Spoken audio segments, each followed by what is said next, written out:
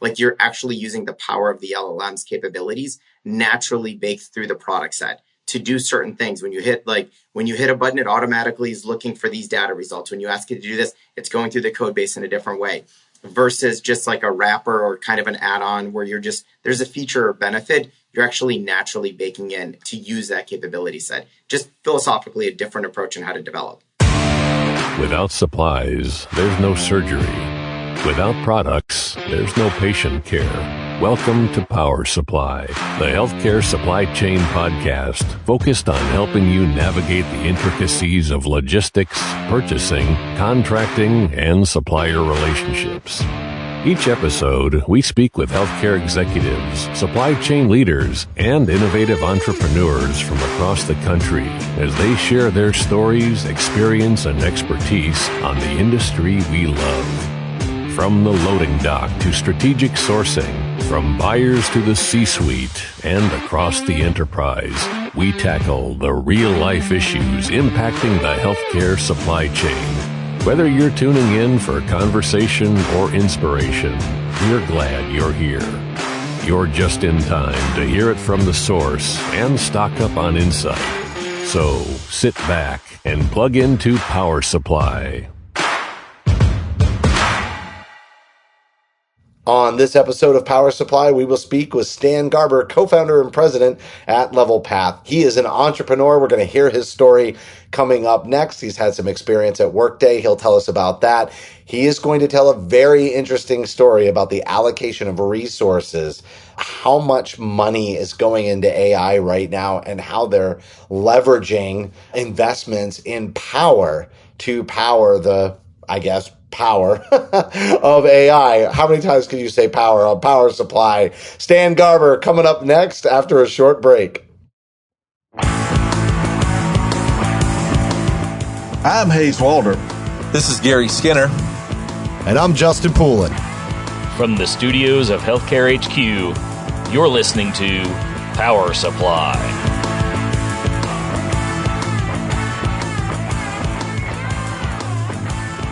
Stan Garber, co-founder and president at Levelpath, joining us now. We're going to be talking about the power of native AI applications. And so, AI just means so many different things. And I know in so many ways we're very new to this. And so we've had a lot of interviews on AI, I'd say, over the past 6 months. This will be one of two during this season of Power Supply, but completely nuanced from each other because there are just so many ways to look at AI. And so if you haven't heard the term native AI, we're going to introduce you to it and the power of it today with Stan. Stan, thanks so much for coming on the show.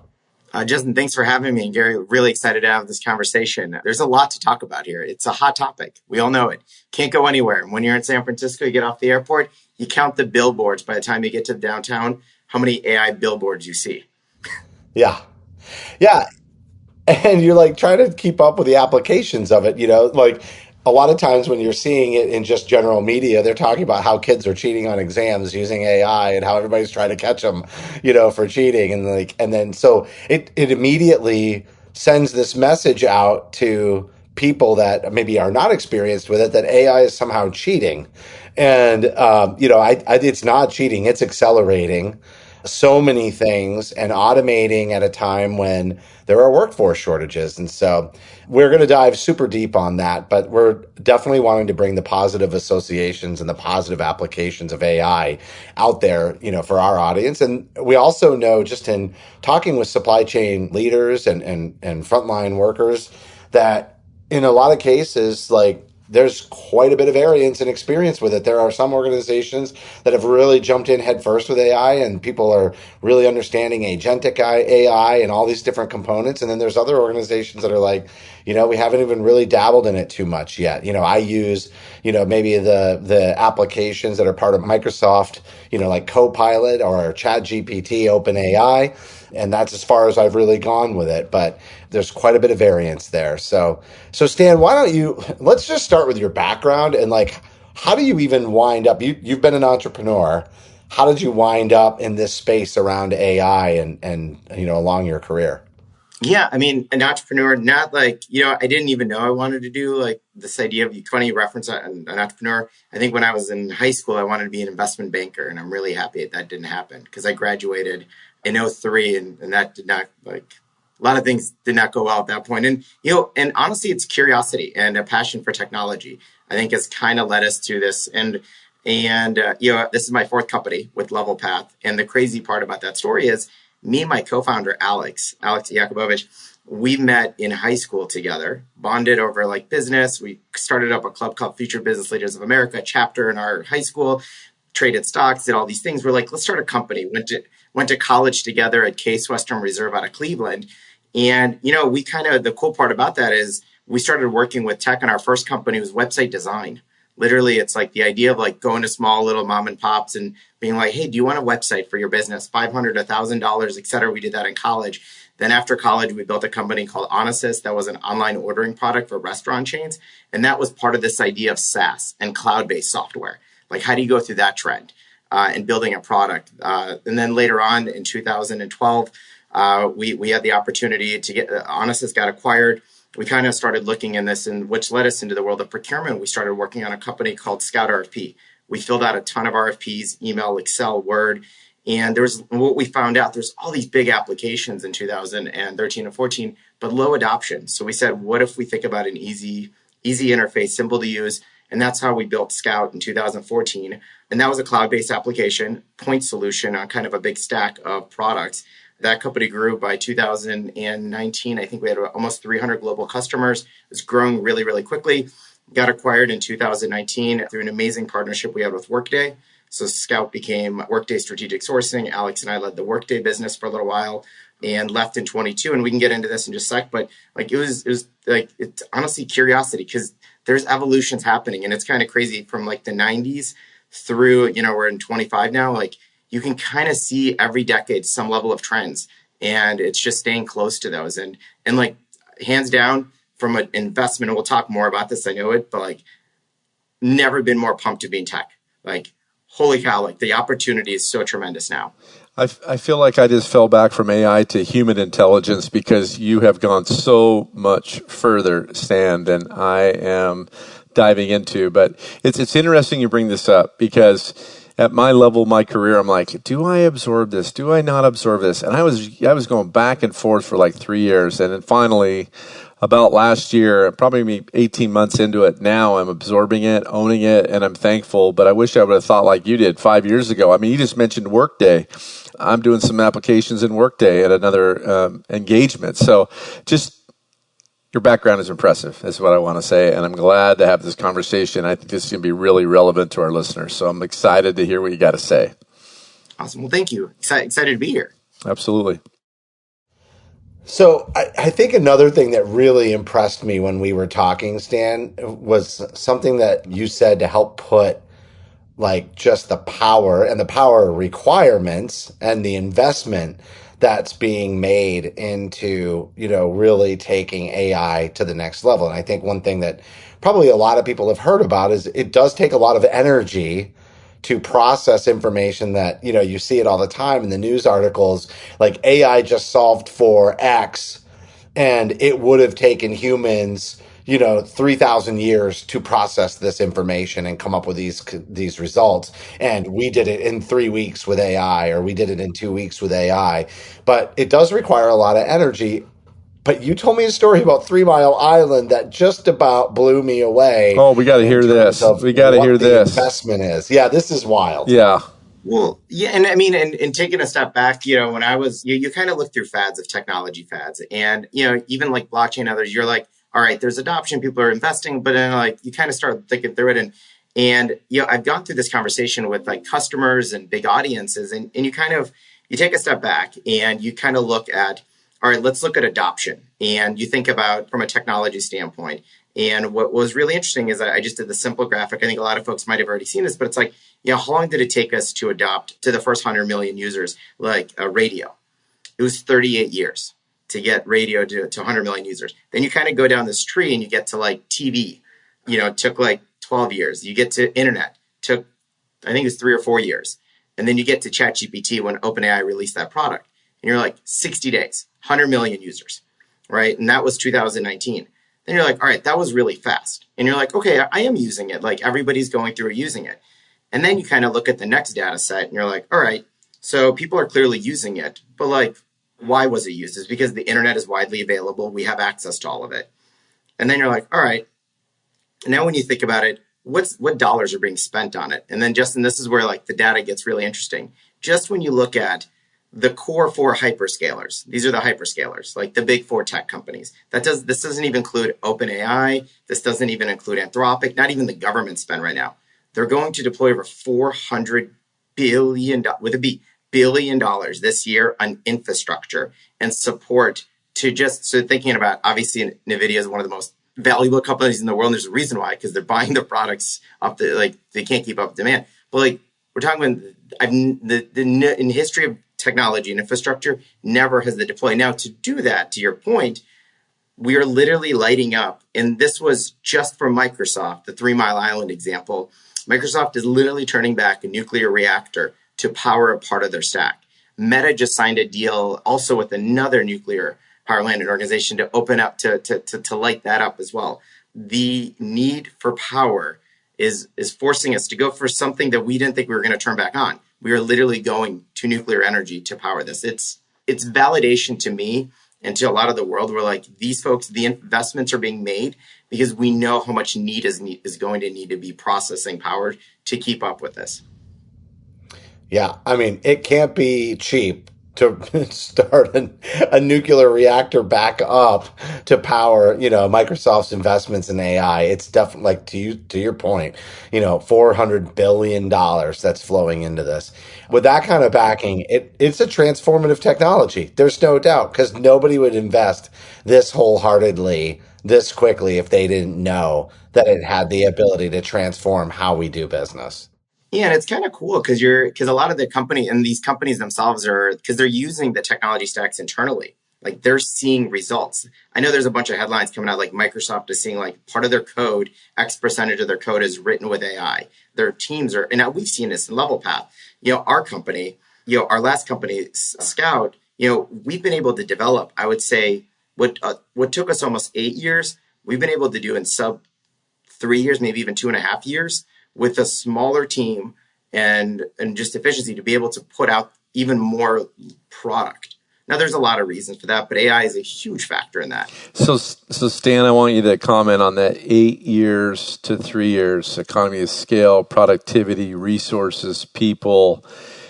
How much of that do you think is building the base of the information and added employees, or do you feel like it's replacing employees? That's always a question that comes up with AI. How is it going to affect me? Because I think when I start working through some of these tools that I build things on, I get a base. I get 80% of what I need, and then I make it my own, right? I pull everything I can in a very, very quick way, and then I apply it and make it my own. But I think if you could just touch on that a little bit for our users, because I've heard that question again and again and again. It totally makes sense. I'm 100% supportive, but I want to hear a little bit more. Yeah, I mean, as far as at the end of the day, the way, and like, I'm not a developer. Right. I'm more on the front end side of the company with marketing, business, others. Like, you have to embrace, like, there's only so many hours in the day. Right. And you and I were just talking, it's like not even the summer right now. We're like fully busy. Everybody's just, the world runs at a faster pace now. It just does. Yep. Like markets are open 24 hours. Like everything's moving faster. Information, synthesis, everything. So the idea is like, we as humans, like what can we do and how do we use the tech to make ourselves more effective? To be point blank, do I think it's going to replace jobs? In some markets, it actually will. Because folks that don't adopt or don't learn how to use the technology sets, we are seeing use cases for it. I'm not like, it's not great to talk about. There's a reality to it. Like we've seen it in customer support. We've seen others where it could do some of these works. But at the same time, the folks that like, you got to invest in this tech stack. You got to learn how to use it. You got to learn how to take advantage of it because it forces the individuals, like folks coming into companies now, they can, junior folks who can utilize this are skipping year 1 and 2 and going right to year 3 and 4 analysts because they now have that at their capabilities. You have to think about how much of the job is mundane stuff And so like a lot of the code that's being written by AI is just the mundane stuff. It's this, people are going to be happier because the part of their jobs that they don't like is what's getting replaced by AI, the because admin, you have the to run admin. these same routines and they've got to get coded into the code base certain ways. And so now AI just goes, nope, but it's coming from a very commonly used structure. And then you're able to focus on the actual nuanced coding.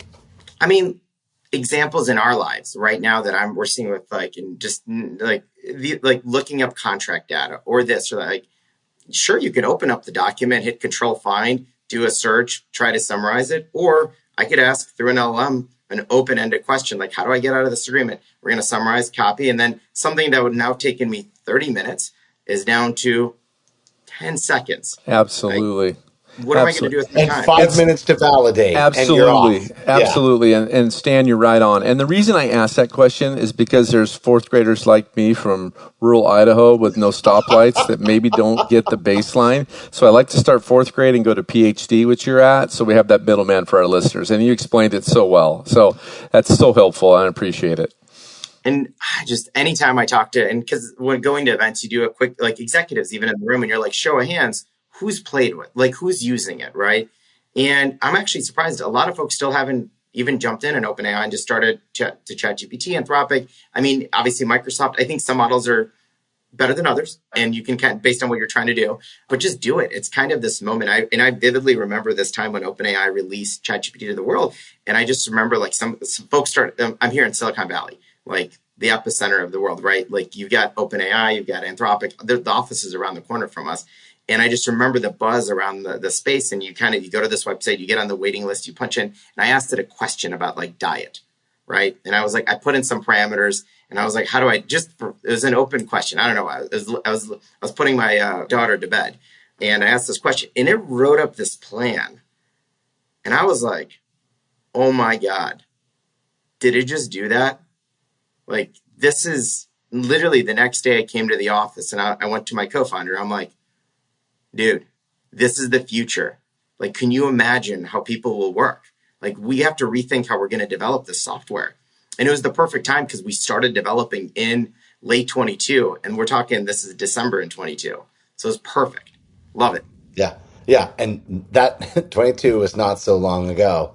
So let's do this. Let's fly down a little bit lower, right? We're given that 30,000 foot view, but I want to bring it back to maybe some gaps in supply chain data, and then we can start building back towards AI applications and specifically leveraging native AI so we can get this kind of like concept penciled out a little bit, and we can start to color it in so that, you know, all of a sudden the picture comes into focus and we can really like see it very well. So let's start with supply chain data. Like, Stan, from your perspective, you know, and you've got quite a bit of experience. You know, obviously you sold the company and to Workday, and then led that division for a long time. You're very familiar with supply chain. You're obviously familiar with data, given that environment that you were leading in.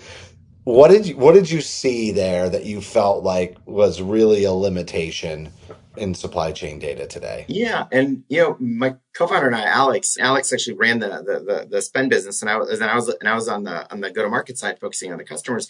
You know, and we kind of had this like realization together. And the big thing is, the punchline is, it's fragmented. That's the punchline. But let's talk about like this opportunity that we have at our fingertips here. What we ended up seeing, which was kind of crazy, was, you know, when you think about supply chain, and when I think of supply chain, I kind of resort that right to the supplier record at the end of the day. Like, a lot of this information is around the supplier. And when you take a step back, when you think about what does it take to run a company, and I kind of boil down in my head, I'm a simple person, 3 things. You kind of need 3 things to run a company. And you start, and it's your P&L. And you start with your revenue, which is your customers in some way, shape, or form, like an enterprise software, retailer, whatever. You kind of, and then your expenses kind of boil down to 2 things: your employees and your suppliers. And you think about, let's just go through that stack. Revenue, customers, you have CRMs. You've got, and for every vertical, and a place where I like to call a customer on a page. You've got all that information today. So much money and energy has been put in to bring that view. So when somebody in the organization says, what's our view, whether it's a health system, they have everything linked about a patient. Whether it's an enterprise software company, they have everything linked about that individual customer on a page. Then you get down to the expense side of the house, employees. You have HCM applications, human capital products, employee on a page. I can go to my Workday application, which was the aha moment. I literally downloaded, when I got to Workday, I downloaded the Workday app and I was like, oh my God, I could see everything about my team, everything about them, one place on an app. When we were building Scout, I could download Salesforce or HubSpot. I see every transaction about the customer all in one place. You see where I'm going with this. Then you get to that supplier and you're like, hey, what's a place where I could see all my supplier data? And the answer is wah wah.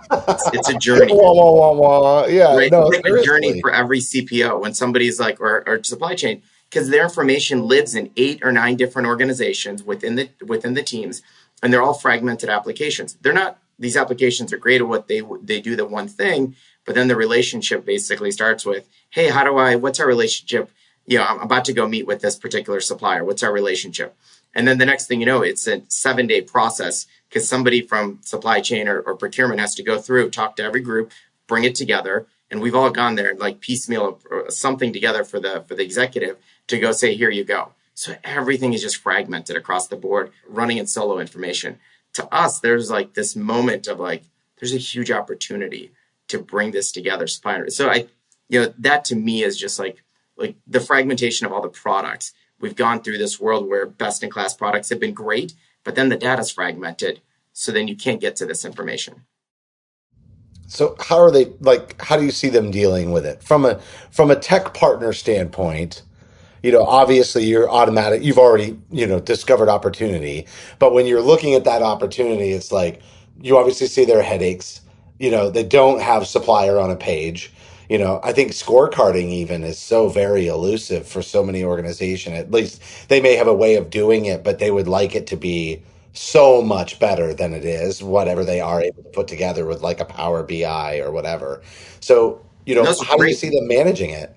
Yeah, and so a lot of companies are starting to put together like their data lakes. They're bringing in some of that information into a BI, into Snowflake, into Databricks. There's a lot of places where you can start pushing that information. And for us, this is where it gets really excited. Part of what like how we think about future, not like there's other companies outside of Levelpath, but like Levelpath, we're saying, hey, if we're bringing this in one place, we can start housing the information in the right spots and the right contextual information. So then you can call on this information, because when it's just flat information with no context, it's kind of hard to use like LLMs to actually go process that. If you can start bringing that together, like you can query like, what's the performance of the supplier over the last 4 years? How are their pricing have changed over the last 3 years? We can now process and review an incredibly large amount of data set and give you answers, something that would take somebody days, if not weeks, to run projects for. We can very quickly hit it with an LLM, as long as the data is in a certain spot, it has contextual information around it, and bring back results. Like, haven't been able to do that in the past ever. BI and they're great tools for running queries, but you have to spend the time to structure the data, run the query, program it. And here I'm saying, in the next decade, you don't have to do that. As long as the data is organized and housed in a proper engine, you can use natural language to ask a normal question and get a normal response back of how you're thinking about that. Like, has the pricing changed over the last 3 months for these types of items? Another simple thing I was just doing with a customer today. We were out for 3 hours, like outage for 3 hours. What should our, request for rebate should be? And it's like, well, based on this, let me calculate it based on your contract, based on this, like, here's what you should ask for. That's cool. That's so good. That's so quick and fast to the point. I mean, application totally makes sense. I'm making notes as we go, by the way. You're making me way smarter, Stan. Way smarter. Which doesn't take much. If Hayes was here, he would say that which wouldn't take much, but we miss Hayes. I feel bad Hayes is missing this because he's so big on AI. Oh, this is giant. He's sharing this all the time. He's making Justin more efficient, myself. Hayes is the guy, and it's too bad he just slept in today. It's a bummer he's not here. He slept all day. I definitely teed you up for some Hayes isn't here. Let's pick on him a little bit. Hayes. Yep. So Stan, like as we look at, I want to get to native AI and describing that, and I know we're kind of moving along pretty quickly here. But what is the next generation of software with the power of AI, right? We'll start to take this, but what does that look like, right? Because we've talked about it, like agentic AI is ways to segment data sets so that you have scalable information exchanges, right? And then you don't have to connect every tentacle essentially from, one field to another through mapping, right? Like the AI is going to help us do that. But what's the next generation of software look like? How does this transform like what software is? Yeah, you kind of have to go back to first principles and you got to and challenge everything you think about, right? I will say there's going to be components of software. I also think there's a very big difference between consumer facing software and enterprise facing software too. Because you kind of have to there's some overlaps, but you also have to realize consumer facing, you can get away with a lot of stuff. They want the latest, they don't care if it breaks. It's like a lot more flexibility. Enterprise software, when you think about it, like there has to be a little bit of a transition where you can't just like turn off the light switch on big organizations like hospital systems. Like they kind of still have some similarities that they need to follow.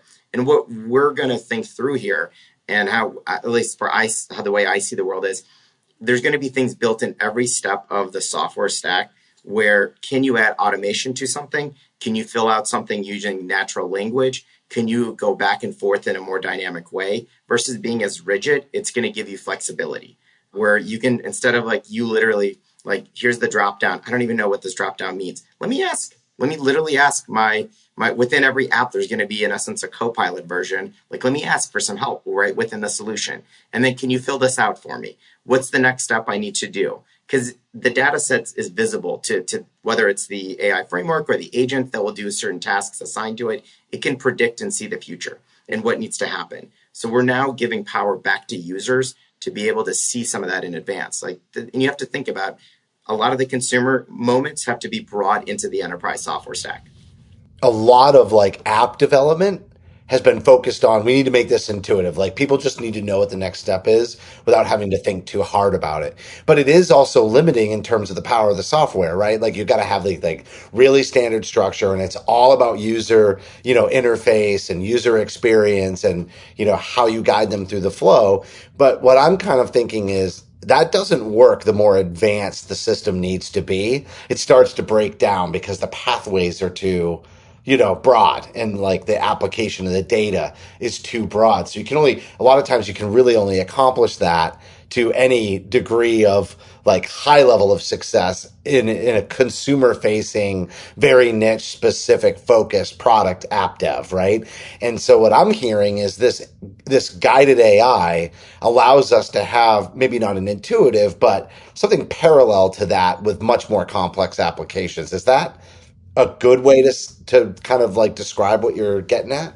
I think you could still do the intuitive part because that's critical. Like, UX is everything. I mean, the punchline is, and like we view this as, in our four walls in the business, when we leave the four walls, everything is elegant and beautiful, consumer. When we get into the business, sometimes you're kind of like, God, how do I use this application? I'm in a cockpit of a 747. I don't even know what to do, right? And what you do want to do is the next gen software will have you still need to have the complexity under the hood, like truly mapped so contextually it knows what to do. But then you can layer a UX that can interpret and actually move through that complexity for you. So you can still take that consumer just in that UX, but the fundamental engines still need that behind the scenes, the data model, the structure. Like you need, in this case, when we think about like supply chain, you need transactional data, you need contract data, you need sourcing data, you need performance data, and they all have to live in their designated buckets so that there's contextual like purpose for all of those things. But then you can layer the UX for that so users can go through it in a natural way through what they're used to, but the depth is there to go through that. And this also applies. I mean, we as users of Google, like the amount of complexity behind the scenes is unfathomable to think through, but it doesn't matter to you and me because we just want our results. We just want to go through the motions. So it's the same idea. But if you do it, I would say you're architecting software. If you started working on products 5 years ago and you want to think about, and we're going to talk about AI native in just a few minutes here, I'm assuming, like you kind of have to go back. You got to re-platform this thing to think about a new stack and how you'll develop. Because what you were doing 5 years ago, it's going to be different than what you're doing literally as of a year ago. So Stan, I want to take that. This question's been burning, and let Justin have his time, and I just want to dive into it on how we're changing the supplier data information we're wanting to share. One of the questions I've asked, and I've not got a clear question, is what is the security of sharing this and getting this information on the applications? What does it look like if I want to put in a contract? Do I eliminate names? Do I eliminate bits and pieces? I'm trying to take it back down a little bit for our users to understand that. Talk about that a little bit, Stan. Fantastic question. There is this big fear. Like, you're teaching my models. It's scary. It's to the world. You know what I'll say? And I'm going to take and I saw this, and I'm going to go back as just like history just proves itself time and time again. And I'm going to go back to the cloud. And I actually think Workday was one of the best examples I've ever seen in my life. And, and even Salesforce. When you think when the cloud came out, when you went to big organizations and you're like, I want you to take all of your employee data and put it into the cloud. And everybody was like, What? Yeah, no. It's going to rain down HIPAA. Right. It's like, are you crazy? Why would we ever do this? This is like, and it took a decade and there's still plenty of on-prem products out there today. Like, there's still a lot of support for that, but it took forever. But as you think about today and you're like, I need to go build a modern, would the idea of on-prem even be something you would even hear anybody say in a room? The answer is no. It just doesn't make sense. It takes time. Now, will I say, 15 years ago, cloud is a little different than today's cloud, 100%. And it's an evolution. And so to that point, it's time. And this is why, and we started this conversation, Justin, you talked about the infrastructure investment, right? The infrastructure that's being invested here is laying the rails for what is the future. And today, and even in 2023, when these LLMs, and truly you have only a handful of really large language models that are being universally used. And the reason I say that is the money being spent on these things is like unfathomable. We're talking billions of dollars from a training and horsepower standpoint.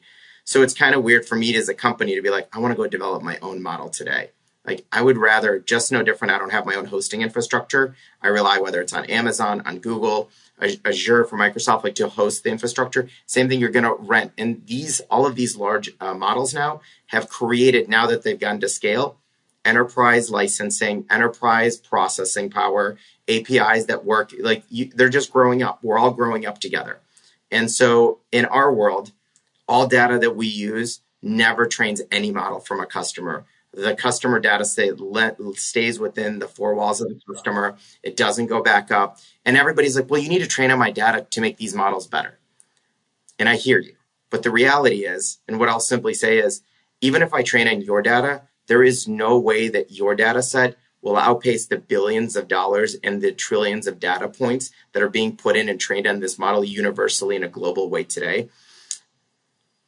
And it's safer to do it in products like that are organized. And the reason I say this, and like everybody's sheepish about this, when you go to these big events and you kind of say this, and I'm like, nobody in this room here, never would use a ChatGPT for your own personal, like for your company stuff without like a corporate license, right? And everybody kind of looks down because they know they put in an email or a business review or something in those public LLMs, which guess what? Those are trained on. Those are.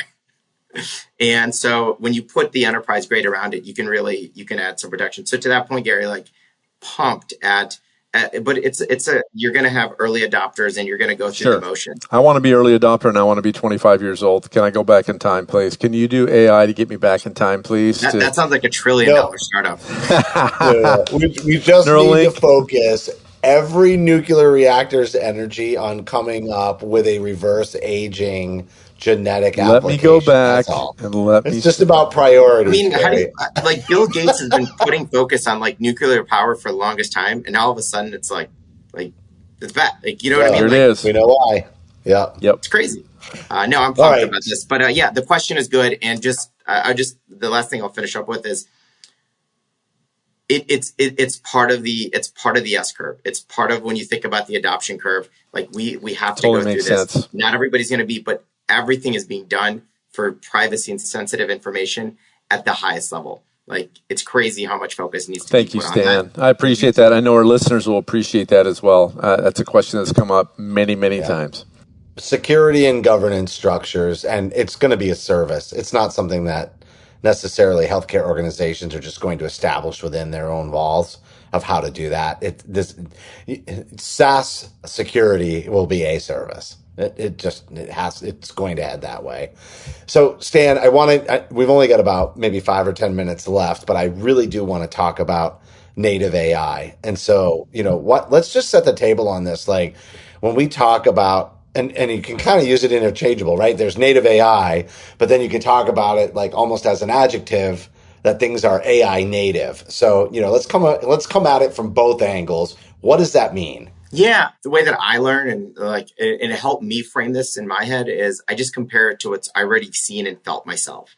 And when you and I were batting this around, like mobile. So let's talk about mobile, and we're going to relate it very quickly to AI native. There's mobile and there's mobile native. So when phones came out, when these devices hit our hands, right? It's like something pretty magical happened, right?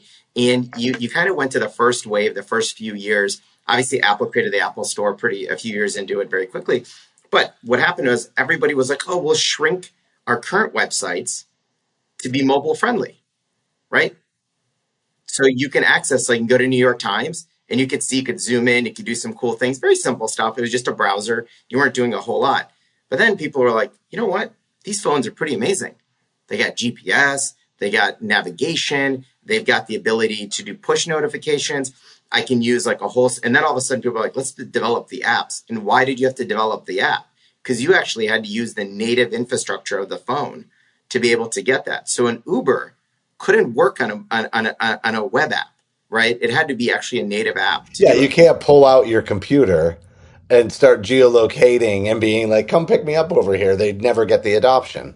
Right. And people wanted that experience. And there was like, in the main words to think about it, it's an architectural philosophy now. It's using the power of the phone's capabilities naturally baked into the code base. And so when we go to this idea, like we want to compare it like AI. And then there's AI friendly, like where you're just using elements of AI, just like you're optimizing for a phone website, for example. But then also AI native. And how I think about it is it's a philosophical approach of like you are literally developing a set of product or tools with the LLM as the base core of the solution. Like you're actually using the power of the LLM's capabilities naturally baked through the product set to do certain things. When you hit a button, it automatically is looking for these data results. When you ask it to do this, it's going through the code base in a different way versus just like a wrapper or kind of an add-on where there's a feature or benefit you're actually naturally baking in to use that capability set. Just philosophically a different approach on how to develop.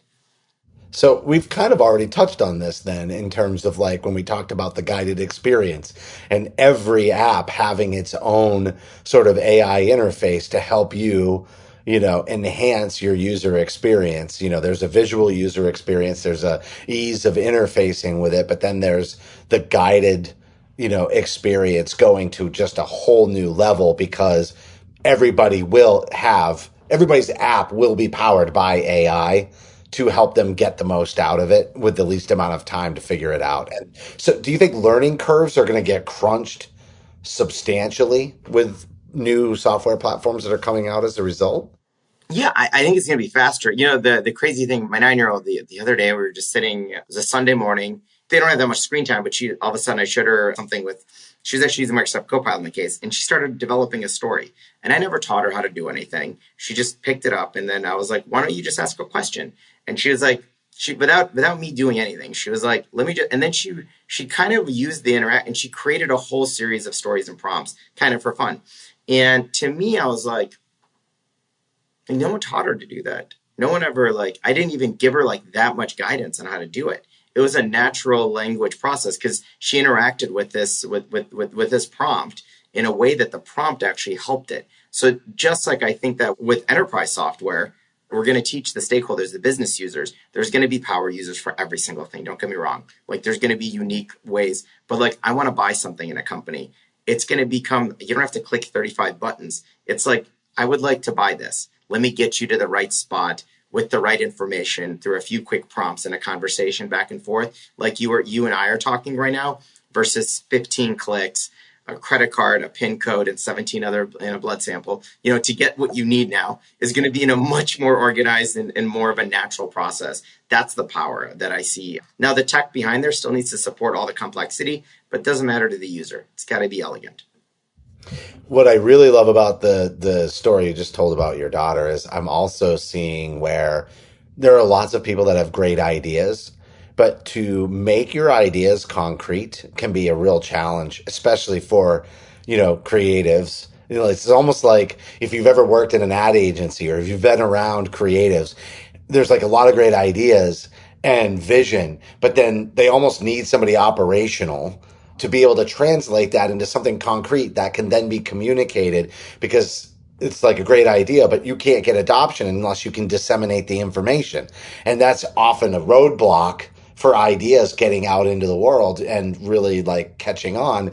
And I can see like even where you said your daughter's like basically writing these stories in the way that she's interacting, instead of spending all that time trying to figure out structure and how to document it and how to pull it together into something that's cohesive, the creativity is being stimulated and, if anything, enhanced, because there's more time spent on the creative that doesn't slow down the creative process. I never even thought about AI until just now with your example about how much faster we can get to complex vision because we don't have to think through how do we communicate it along the way. It's scary at the opportunity, and customers, like, once you put the technology in people's hands, our customers are teaching us how they're using it, and it's changing so quickly. What you couldn't do literally 3 months ago, you could do now, and you're like, I didn't know you can process, 1 million data points, 1 million tokens. Literally last night I couldn't do that. Today I can do that in an LLM. So it's like I mentioned when we started this, like, it's never been a better time to be an entrepreneur in the world of tech right now and building with the technology available. I'm excited. All right, last question as we close, because I'm excited too. Like, I'm with you. Like, you and I are on the same page. I'm recognizing the power that AI has to transform. It's really like we look at what cell phones, you used a great example, how that changed our world. And I think about it. It's funny because I go back to like, oh yeah, 2010, my kids were kind of young. And then you start looking at the apps and the smartphones were just getting adopted and everything. And I can't really remember a world before it. And I start thinking about how I used to do home health without a cell phone. I had a pager and I'd stop at payphones to sort of like arrange for my visits. And, I think in my mind, like that was so long ago. And honestly, it was only 20 years ago. And I feel like AI is kind of like the next revolution of tech, the same way that the cell phones really revolutionized. Cell phone, the internet, yeah, yeah. Oh my God, it's amazing. So why should health systems have not necessarily? You don't have to have the passion that we have, but why should you have a sense of urgency working on the front lines around AI in terms of like just? I think about it at some point, it's going to be a matter of survival. For health systems specifically, it's kind of crazy to think a world where this won't help you. Whether the need for healthcare providers and the healthcare system has never been higher, right? More patients, more support, people, and like we as human beings, we want access to our data beyond belief, right? Where like sleep and unit, like everybody, you have more access to information than you ever have, and the need for healthcare providers to do that. So being able to have access to that data set and AI, whether it's, specifically when we're thinking about more on like the supply chain side of it, it's just being able to do more with less. That's it. Everybody's understaffed. The workload is going up. How do you use it to free up bottlenecks from an efficiency standpoint and just get more done with less? Things that should take hours should take now minutes. Things that take minutes should take seconds. That's the way you need to think about when you look at any application that you're bringing into your ecosystem. Can it help create efficiencies? Because efficiencies can repurpose talent or can remove cost. Or a combination of the two. And sometimes it can, if you can repurpose talent to accelerate cost reduction, then, to Gary's earlier concern, you're not necessarily removing FTEs, you're reallocating them strategically into more rewarding positions and creating a much faster pace of play for the adoption of those efficiencies that are available to you on the table. So, Stan, this has been a wonderful dialogue. I've really enjoyed having you on. I definitely want to give you an opportunity for some quick final thoughts. But like honestly, I hope we've inspired a few people out there to maybe just lean in a little bit more into AI. Yeah, and I love this conversation. I'm passionate about it. The market is amazing right now. It's hot. And the last thing, just as to your point, like it just be curious. Like that's like the inner child in all of us, right? Like that's what when we were young, we always, and this is a great opportunity. Just like that first time you went to a website and you were like, what's the World Wide Web? This first time I downloaded an app, like we're in the exact same spot with the world of AI. Like the possibilities are endless because you actually have more control than you did over the internet and more control than you did over an app. You can actually be a creator in the process here. So even personally, but when you think about the future of software, like I mean, selfishly, any tool that we bring into our company, if it's not AI is like an underlying nature of the future of it, we don't want that software as like a pillar in our company. Like everything we look at has to be an AI native or AI focused.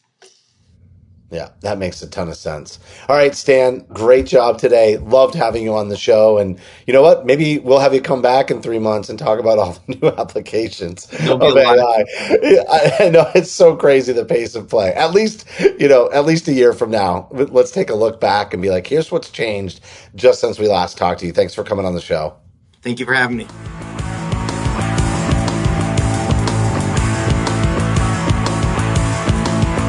That was Stan Garber, co-founder and president at Levelpath, talking about native AI applications, at least introducing you to the concept of every app will one day have its own co-pilot or its own open AI or chat GPT to guide you through the experience, but really accelerating the processes that we do that might be a little bit more, mundane, executing on them more quickly, and then really kind of getting those efficiencies baked in. I like what he said at the end, though. He's literally building his company around the adoption of technologies that are leveraging AI so that he stays ahead of the curve instead of pulling those technologies up to the pace of play that is out there right now. So why should you have a sense of urgency around AI?